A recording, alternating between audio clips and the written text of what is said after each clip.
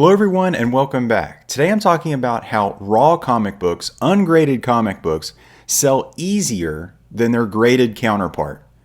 Now, as I'm discussing this topic, as I'm explaining to you why I think this is true, I'm going to have this visual aid to assist me while I'm doing this. Now, this is what I call the vicious CGC cycle. And at the center of all this is Matt Nelson, the CGC president, the man behind the mirror. You know, he's the guy. You know, he's pulling all the strings, similar to like the wizard from the Wizard of Oz. Like he's back there with his evil machinations, basically pulling the strings of the entire comic book collecting community. So with this visual aid, I'm going to be able to explain how this raw copy of Giant Size X-Men #1 will sell easier, faster, and potentially for more money than a graded Giant Size X-Men #1 in a CGC 9.0 white page blue label.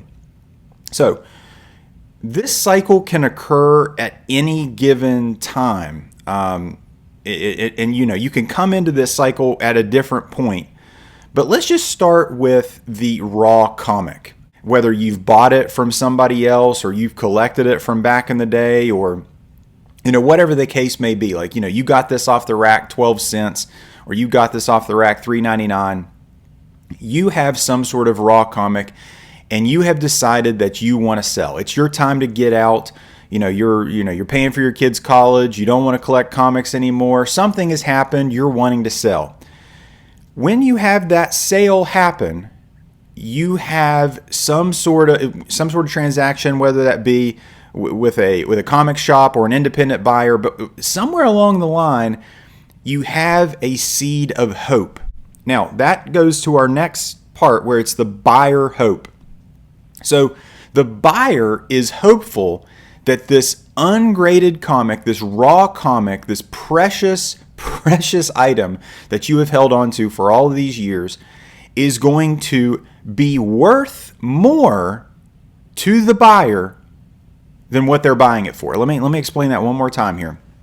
So the buyer is hoping to buy low so that they can hopefully sell this item for higher. Now, there's a few ways to do that, but the first way that buyer hope is going to kind of kindle. It's just a little fire. You know what I mean? Like you've got to stoke it.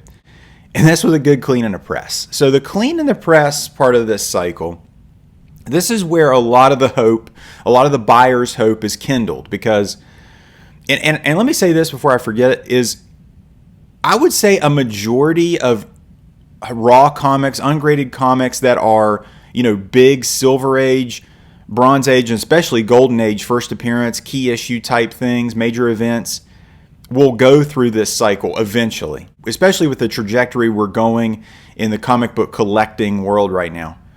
So that buyer hope is kindled, and he or she is wanting to get a clean and a press. Now, this clean and the press was crucial one step before when looking at the comic, because it was, you know, you're looking at that comic, you're paging through its ancient documents, you're seeing that front and that back cover, and you're like, you know what?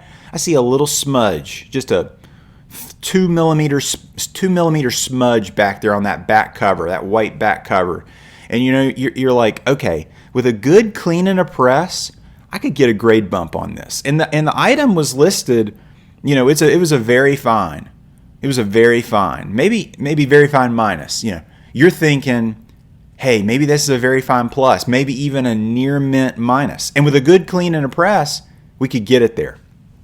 And that's when the next thing occurs in this vicious cycle with Matt Nelson at the very center is the submission to Sarasota, Florida, CGC Comics. This is where the magic happens, guys. This is where your hopes and your dreams of this precious item bringing you fame and fortune, you send it to CGC and they slap a grade on it, put it in a plastic case, and charge you God knows how much at this point.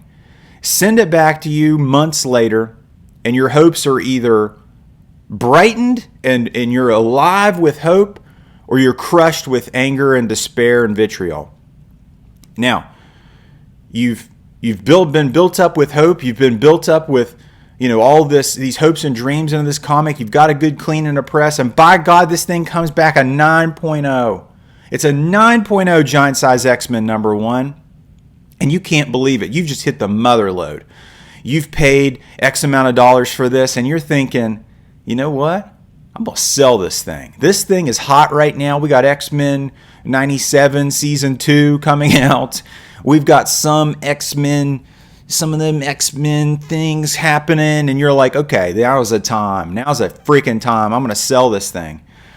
And so you put this thing on eBay, or you put it on Mercari, or you give it to one of these flippers, and you're like, okay, make me my money. Let's see what we got here. And you know what? It comes back for less than you think it does.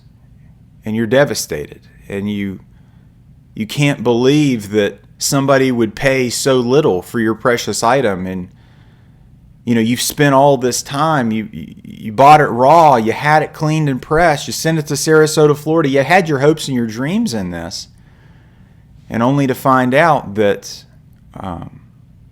it's not worth as much as you think it is. So what do you do? Do you sell it for low? Do you sell it for lower than expected? Below the fair market value of a CGC 9.0 X-Men, Giant Size X-Men #1. You're selling it for way below the market price. But you take that hit. Say you sell it, and that person that buys it, they're looking at those pictures. Oh man, they're looking at those pictures hard. They're zooming in with every pixel. They're looking at every part of that book. They're seeing it through that clear plastic case. And you know what they see? They see pressable defects. They see a little smudge, a 2mm smudge on that back cover. And you know what they do? They think, I think I can get a better grade on this. A grade bump. I could grade bump this. I could grade bump this graded comic. And guess what I could do? I could crack it out. And I could send it back to CGC, get that grade bump, and then I could flip it. Do you see? Do you see what happened here?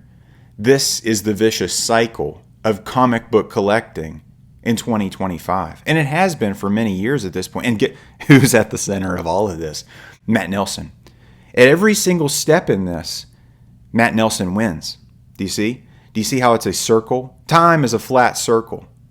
And I can smell the ether and the ozone burning. And Matt Nelson is at the center of all of it. Flat circle.